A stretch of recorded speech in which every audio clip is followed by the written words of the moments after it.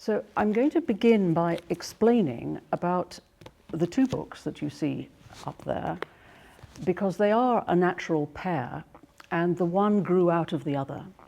And so Stealing from the Saracens, if you like, is the Islamic backstory of Gothic architecture. And the cover shows the inside of the dome of St. Paul's Cathedral, where Sir Christopher Wren said that he used Saracen vaulting because it was the best. And the title, Stealing from the Saracens, is a kind of pun, because Saracens was the language of the day, and to refer to Arab Muslims in general. And so one of the derivations of the word Saracens is from the Arabic saraka, to steal, and so sarakin, people who steal. So it's a double pun, if you like. It's trying to say, isn't it ridiculous that we calling people thieves when we actually took things from them? So the double pun doesn't translate well into Arabic, but it's important to explain it. So Christopher Wren said that what we call the Gothic style should rightly be called the Saracen style. And so this book explores all of that and shows how the influences came in to explain Gothic architecture. And that came out 4 years ago. And the new book, Islamesque, has grown out of the first book organically. I couldn't have written this book without first having written Stealing from the Saracens.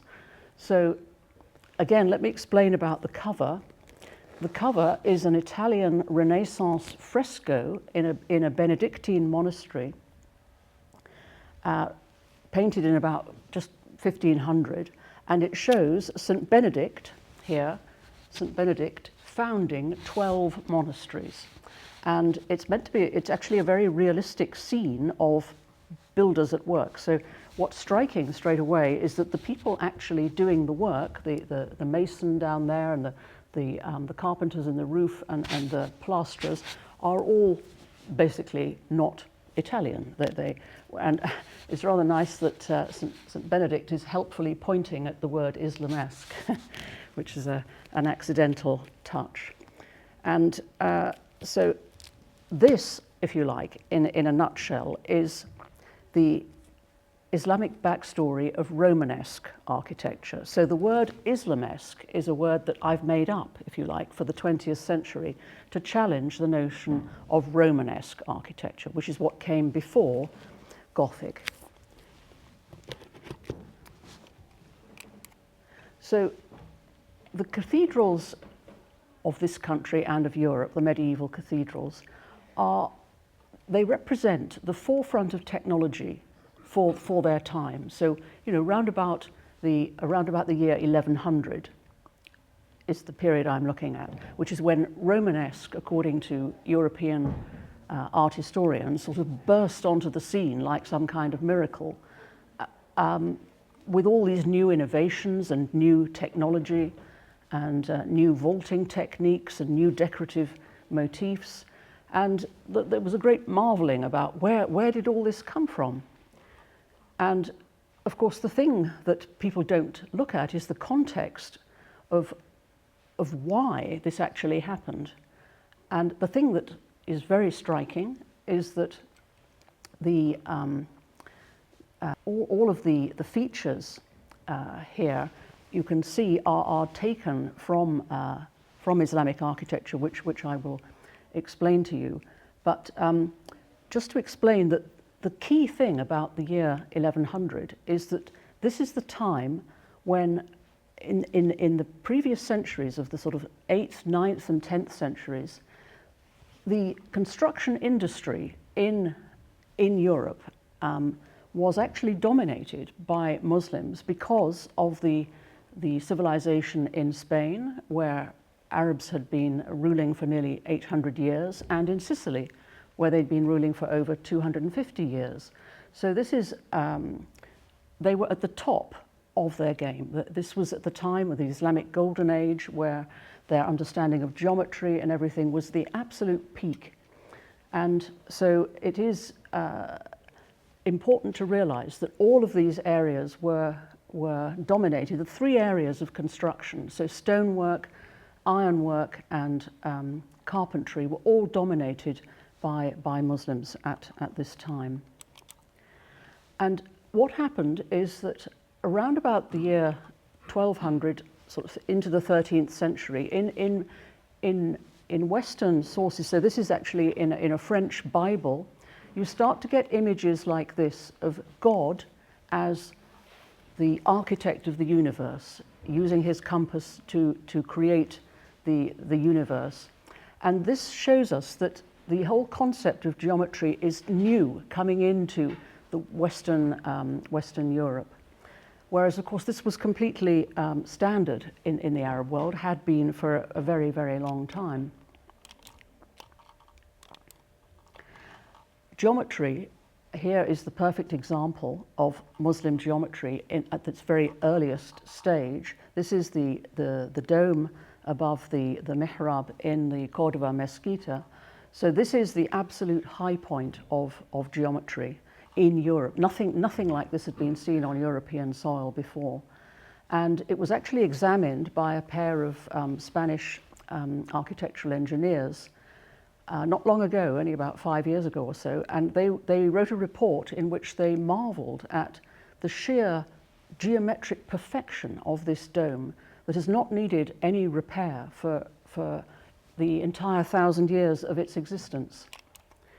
And at the back of the Cordova Mesquita, you have the masons' names that were found in a restoration, and so they've been put on display there. And what you can see from looking at them is that they are all written in Arabic, which this is 10th century, so we're talking craftsmen who were building the mesquita who were literate, because of course every school across Al-Andalus had the mosques all had schools, so people were literate and numerate in a way that their European counterparts were not. And so slowly these techniques of early geometry find their way into Europe. And this is one of the earliest examples in a cathedral now. This is actually in Caen in northern France. And this is the first kind of ribbed vaulting which they're using there towards just before the year 1100. And of course, Notre Dame is a big part of the story here, because the reason I even wrote Stealing from the Saracens was because of the fire at Notre Dame. The world's reaction to that fire was so overwhelming that it made me, nobody was mentioning where all these trays came from, and it made me think, goodness, don't people realize that all these Gothic trays have actually come in from the Islamic world? It simply wasn't being talked about by all the architects who were being interviewed. So I felt I wanted to write a book about Gothic architecture, showing how many of the elements had come in from the Islamic world. And so on the right there, you have the interior of Notre Dame with its much more sophisticated vaulting by this stage, because it's a little bit later. So that's if you like, the sort of the masonry part of it, the stone masonry, the vaulting, the geometry. But the other area that was dominated by the Muslim world in the construction industry was ironworking. Ironworking across under the Caliphate of Cordova, it had lapsed. The Romans had mined iron and other metals, but it had lapsed under the Visigoths, and it was when the Arabs came in the 8th century that all the mines were revived again. And this is a tie rod that was used at the top of Notre Dame. They discovered that the top of the walls were tied in with these metal tie rods to make, and it was one of the reasons probably that the whole thing didn't collapse in the fire. So this kind of technology was already there. So this is one of the mines in Spain that is still actually operating, and a lot of the mines that are still working still have their Arab names. So this one I think is called Al-Maden. But if you look it up, there are actually many mines in Spain now that still have their Arabic names. And the technology that went with that, so the Arab world understood, this is a Al-Jazari pump mechanism. They understood when you're mining how to pump out the water when you're doing the ore, how to pump away the poisonous gases, how to pump in fresh air. And as a result, the mining technology in the Caliphate of Cordoba was way ahead of anything, and it meant that metalwork was famous throughout the Mediterranean. So you've got the ironwork, the stonework, and then you've got the wood. Now this is an image of, in a Cistercian monastery in Germany, Maulbronn it's called, and you can see there the stonework, the ironwork on the door, and then the wood itself. And with the wood, so obviously water wheels, you need wood and metal. Water wheels is something that the Arabs brought in to Spain. I mean, obviously places like Hama in Syria, obviously the Umayyads themselves were from Syria, so they brought in all this technology which was new to Spain. I mean, Spain before that had a very basic system of agriculture with only sort of one harvest a year. The agricultural revolution was quite something. The Arabs, were able to turn it into 3 or 4 harvests a year, and so it was a kind of green revolution. And the technology of water wheels, that there were 5,000 alone in Cordoba. So this one is actually driving the forge for the metalwork. So again, mills for paper, mills for many different things were all invented and developed more by the Arab Muslims in the Iberian Peninsula. And so this is an example of the sort of roof work. This is a restoration on the left there of the ceiling of the Cordoba Mesquita. So that, again, the incredibly intricate woodwork, and on the right-hand side is intricate woodwork, again using all these geometric shapes, but with animals in there as well, with ivory. This is an example of a Fatimid, so that's an Egyptian piece of woodwork around the 10th century as well. And again, the woodwork, you have this idea of animals entwined in foliage. So these are both Fatimid areas of woodwork. The one on the right is actually in Sicily, and the one on the left was from Egypt, again, just to show the sheer quality of the woodwork. I mean, even today, people would struggle to produce anything of that standard. And then this comes into the cathedrals then. So on the left, you have the ceiling at Peterborough Cathedral, which is full of lozenge designs, a very, very geometric shape. The lozenge is used extensively in Islamic designs and patterns. We'll see some images shortly. And then on the right is the ceiling, wooden ceiling from Hildesheim in Germany. And again, if you look at the geometric layout of it, all in frames, in lozenges, quatrefoils, and circles, all of these, the whole concept of it is very geometric. And this use of lozenges, you see it very early on in the mosques of North Africa. So this is in the great mosque of Kairouan, around the mihrab. They have patterns of lozenges being used, and this is as early as the 9th century here. So this just to show, so what evidence is there of Saracen workmen, to use the language of the time, in this country? And this was a remarkable discovery, that there were Arabic numerals carved into the rafters of Salisbury Cathedral in the 1220s.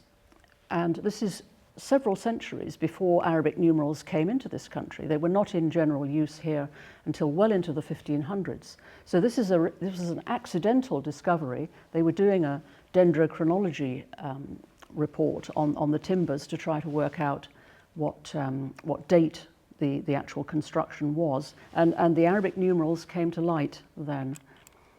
And this is this is the nave of and the vaulting in Salisbury Cathedral, and it's described by woodwork experts as one of the top pieces of carpentry in the country, anywhere. You know, the quality of the construction is just, you know, on an entirely different level.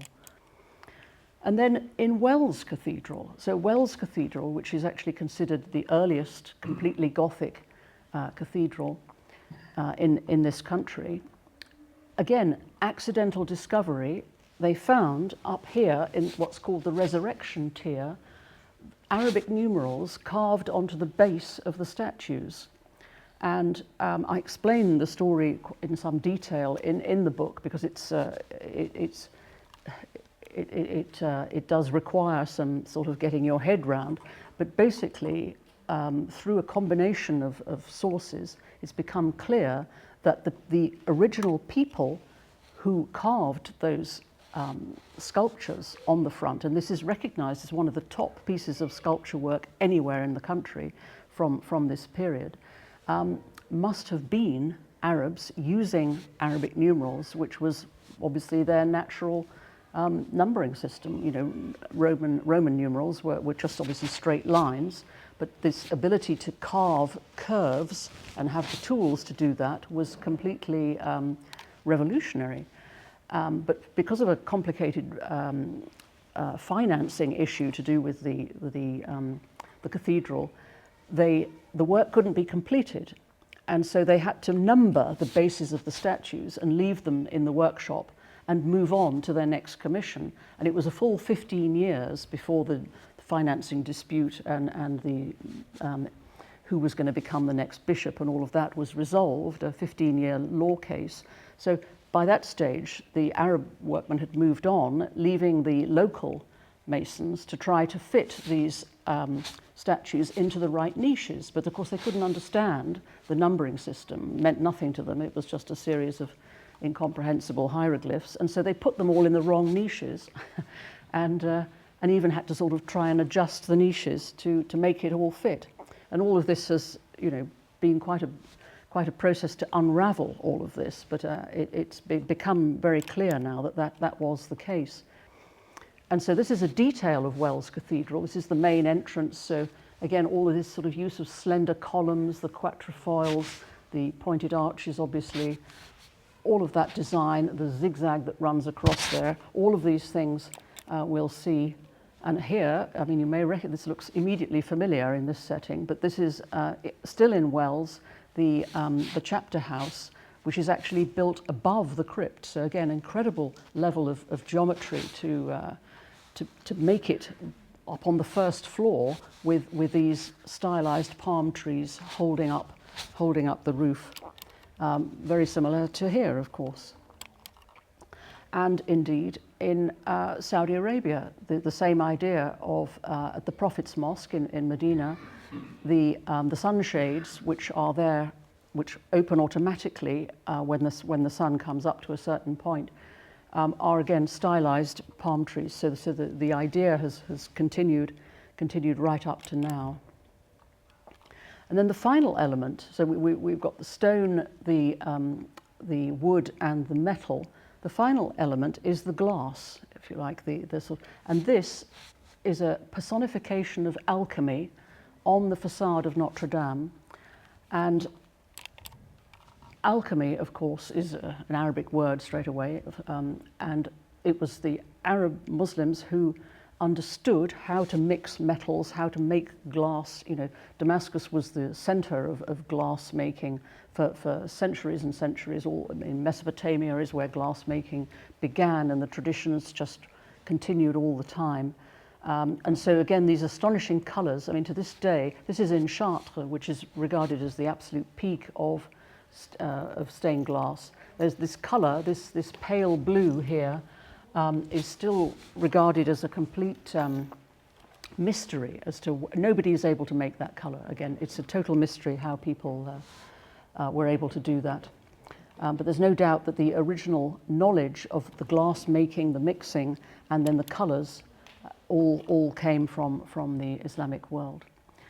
And this is another example of stained glass windows. This is the oldest window in this country, 12th century, still in situ, in a small village church in Kent, a little village called Brabourne. But when you look at it, if you look at the pattern, you can see the interlocking circles there, the geometric shapes.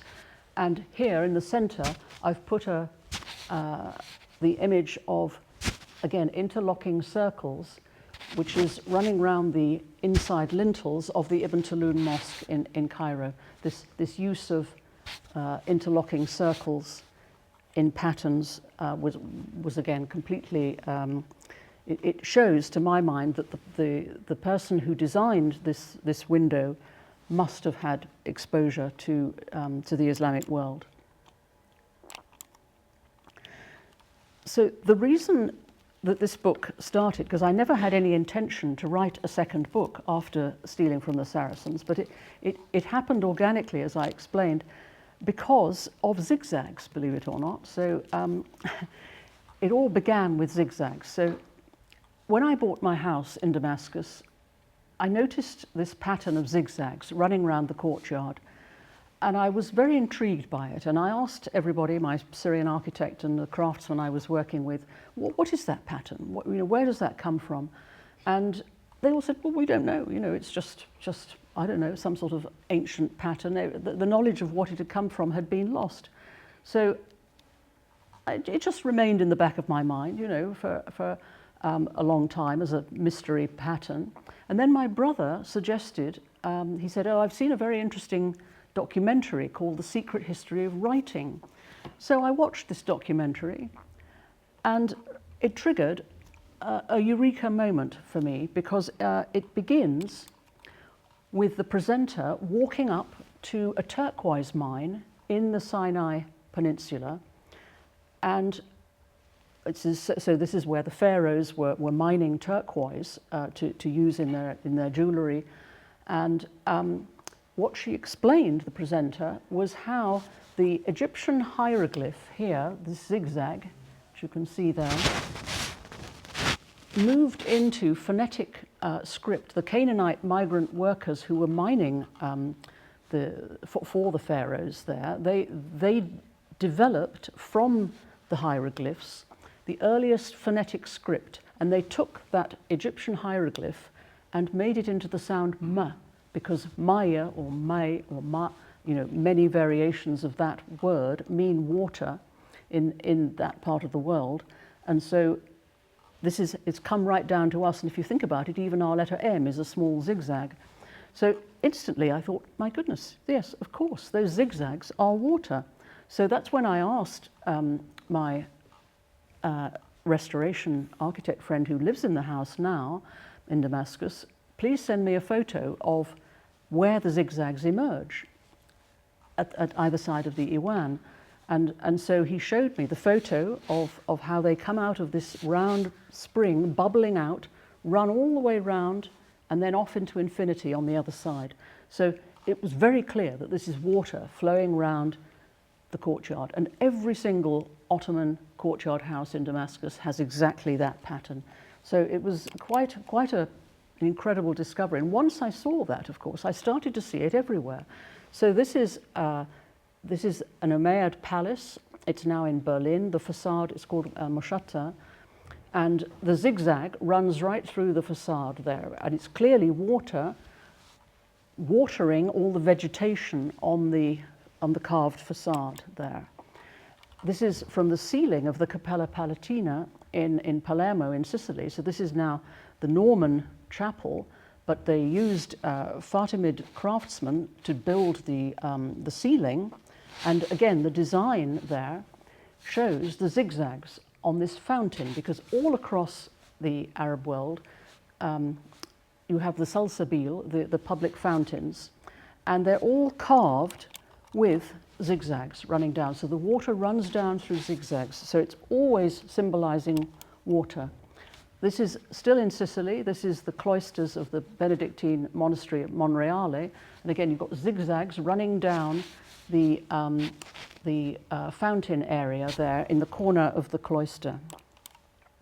And then the zigzag comes here to this country and appears in in the columns of Durham Cathedral, where suddenly, because the Normans have brought it from Sicily, it suddenly becomes the Norman zigzag. And if you look up any book about Romanesque and Norman, incidentally, are synonymous in this country. They're the same thing. If you look up any book on that, it will be described as the Norman zigzag, with absolutely no acknowledgement of what it means or where it came from.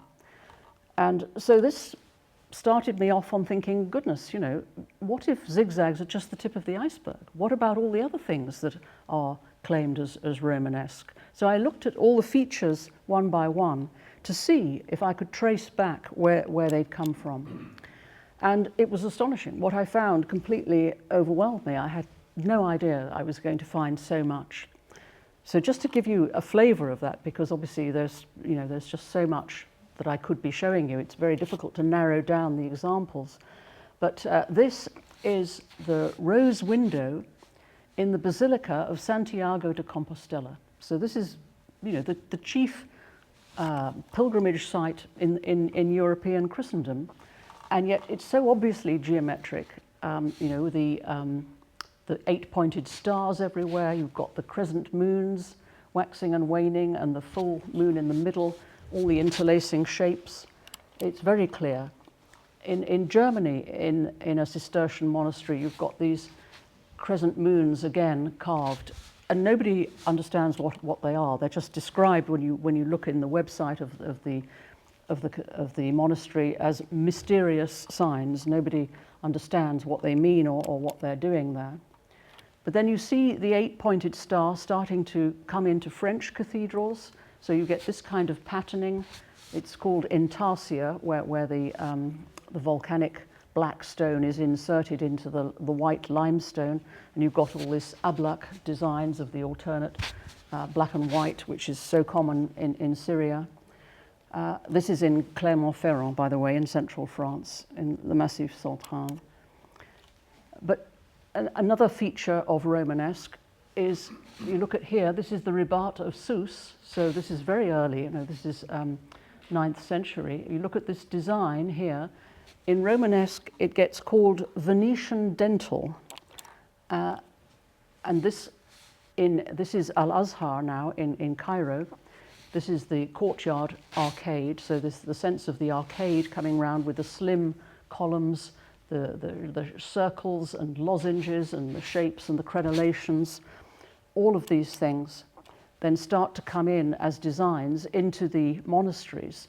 So here, this is the Maria Laach Abbey in Germany, where you've got this Venetian dental running around as a decorative feature, and you've got these slender columns here.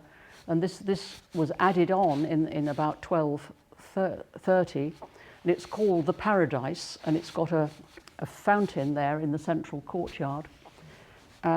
And so again, the styles are very clear. These are monasteries in Spain. This is where the monks washed their hands in a kind of ablution fountain before going in to have their meal. You've got the lozenges there. This is in Lerida, the very elegant columns, the geometric shapes, the 8-pointed stars, the polylobed circles like that, all of these elements. And sometimes these monasteries, it is actually recorded that it was Muslims who did the work. I mean, occasionally there is documentary evidence of it. Most of the time it's the buildings themselves that are the evidence.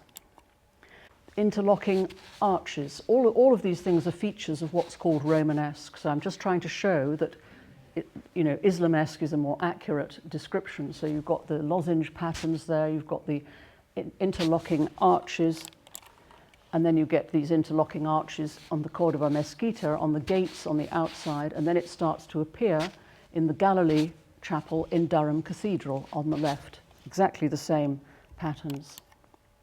This is the great mosque, Umayyad Mosque in Damascus. And again, you look at the shapes of the courtyard, the tall arches with the upper arcades running around. This is the models which then get copied. This is another mosque in Toledo now in Spain, This is 10th century, so very, very early. The Umayyad Mosque obviously is earlier than that, it's 8th century. So again, you've got these tall arches and tall blind arches and arcades running along. These patterns are exactly what then start to come into cathedrals. And then this is Al-Hakim Mosque in Cairo, Fatimid Mosque, but again you've got the tall arches with lozenge decorations. And then you've got Pisa, the Cathedral of Pisa and the Leaning Tower uses exactly these things, the tall blind arches decorated with lozenges. And the interesting thing there is that Pisa had no local school of architecture at all until they captured Palermo. And just a decade or two after that, these styles suddenly appear. And when something suddenly appears like that out of nowhere, it's definitely not local. So you see then, even quite close to here, so this is Norwich Cathedral on the left, all the geometric designs on the tower, the lozenges, the circles, the arcades, interlocking arcades, all this very elaborate decoration that's all found its way in from the mosques of North Africa and Spain. Again, this is Castle Acre Priory, which again is not far from here in Norfolk. Exactly the same elements. And so with the animals, I then, these animals that appear on all the columns and the capitals, again, the clergy at the time, in around the year 1100 and during the 12th century, couldn't understand where all these animals were suddenly coming from. Where had all these, Bernard of Clairvaux, a very famous cleric, said, what are all these filthy apes doing in our cloisters? It was clearly nothing religious about them. So they didn't begin to understand them. So it wasn't done with their, condoning. But again, if you look at the actual creatures, these fantastical creatures, you could trace it right back to the very early Mesopotamian and Babylonian use of animals like lions. This is the Gate of Ishtar in Babylon, which is also in Berlin now. And the whole thing of using animals in this way goes right back again into the mists of time with stories like Kalila wa Dimna, with animals being personified and stories about challenging authority very often and a lot of humor basically in some of the stories. And so this use of lions starts to come in then to the cathedrals, and in Sicily, in Palermo here, you've got the lions. Again, this is King Roger's throne room in Palermo, in the Cappella Palatina. This use of lions in that very stylized pose, which you see on ceramics as well in Fatimid pottery. And the same pose then comes into the English coat of arms, with the lion in exactly that pose, with the right paw raised and the tail curling up and round. And lions start to get used on capitals like this, spewing out foliage. This is in Canterbury Cathedral, in the crypt there.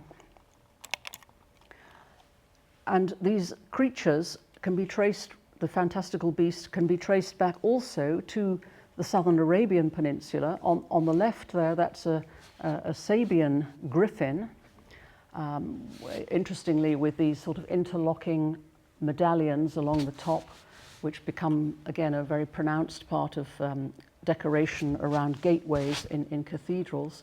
And in ancient Egypt, again, you've got the god Bes in one of the Egyptian temples with his tongue sticking out, so half human and half lion. And in the Sabian culture, the ibex is a sort of sacred animal, and this is actually in the Louvre, this frieze of rows of ibex animals. And one of the theories that I develop in the book is that this is the origin of the beakhead, as it's known, which starts to decorate the arches in cathedrals. And the use of beading and doubled figures like this is something else that you see in Spain, in all the, this is an ivory pyxis, as it's called, with creatures entangled in foliage again and surrounded in medallions with this pearl beading, as it's called. And then mermaids, so again the use of people starts to then come in. You see it then in even small churches like Kilpeck in Gloucestershire. So you've got pairs of animals there with the pearl beading round and these medallions running round the gateways, the entrances to the churches. You've got the zigzags, you've got all the fantastical beasts. All of these things start to come into English churches.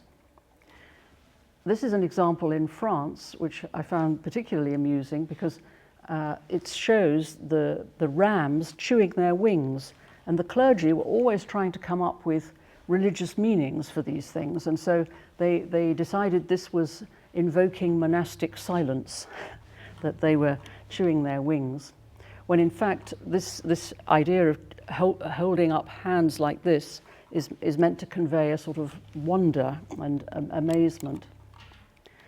This is Canterbury Cathedral crypt, where you've got animals, again, fantastical animals that don't bear any, they don't exist at all in reality, but they're here, they're playing instruments. They're playing a harp, they're blowing a flute.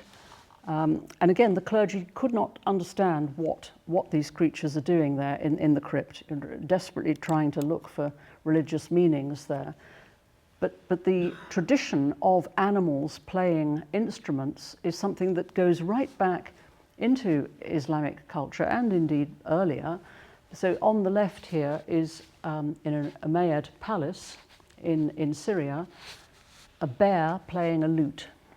And so that's 8th century. And on the right, we have a woman, a female lute player, on the ceiling of the Capella Palatina, done by Fatimid craftsmen. And this is just to show that the representing a human form was perfectly all right in a secular setting, basically.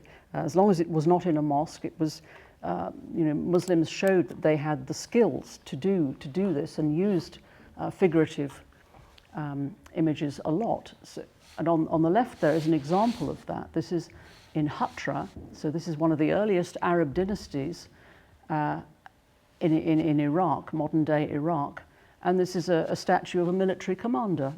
So there was nothing unusual about that. They had the ability to do that. So when they then began to work for Christian masters, as the caliphate disintegrated and the Reconquista began in Spain, the Christian rulers wanted the best people to build their new cathedrals, and so they employed the best, who were, of course, the Muslims. And as late as, even as late as the 14th century, the royal artillery master in Navarre was a Muslim who was given the position for life, and it passed to his son. And even Ferdinand and Isabella in 1492, when they took Zaragoza, appointed a Muslim to be the master builder of the royal works for life. And again, the position passed to his son, which shows that even that late, there was clearly no Christian who was at that level, at the very top of their game.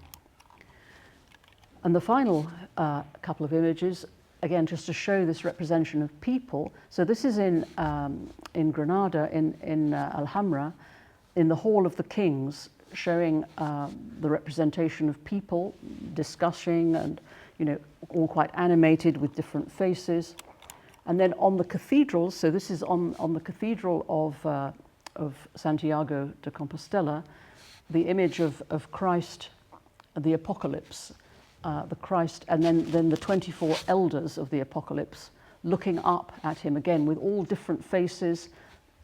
Many people have commented that the way the representation of these people look more as if they're attending a Muslim court than anything actual biblical. So this is the final image, just to give some idea of the humour, if you like, which I started to notice in all these capitals, and which it's quite hard to explain in any other way than that the people responsible for these, you know, were probably Muslims. So this on the left here is a bearded angel who appears in the cloisters of a Benedictine monastery in the Pyrenees, Saint-Michel de Cuxa it's called. And if you look at his eyes, you know, they're deliberately looking in different directions, so it's what's called wall-eyed. And again, that's not a mistake, that must be a real person putting himself in as an angel into this setting of the cloister. And it's quite well recognised that the Masons often did put themselves as faces high up in cathedrals on the outside walls. And in Paray-le-Monial in France, which is recognised as a sort of miniature Cluny, there's this very intriguing image. Again, nobody understands what it's all about, but it's very, very high up in the North Tower, really difficult to see from the ground. And in French, they call him, on the postcard, they call him Le Silencieux. So that, again, they're trying to say that he's invoking silence in the church, trying to tell people that they must be quiet when they go in the church. But he's so high up you can't see him anyway. So, I mean, my own theory is that this was a Mason who was working on the abbey, and he, as a joke, if you like, he just made himself like that to say, I'm up here, but I'm not allowed to say anything, which is just a curious idea. And then to end again with Notre Dame, which is sort of how the story begins. Of course, it's about to reopen. The 5 years have been completed, and it has been restored. And we actually have with us this evening a Muslim who's worked on Notre Dame, on the restoration, which is a wonderful thing, that the wheel has come full circle. And the important thing is that people work on these tremendous prestige projects because they are the best. It's nothing to do with religion, it's to do with your skill. And so the point of the whole, the book, if you like, is to sort of shine a light on a kind of lost episode in our shared history. Thank you.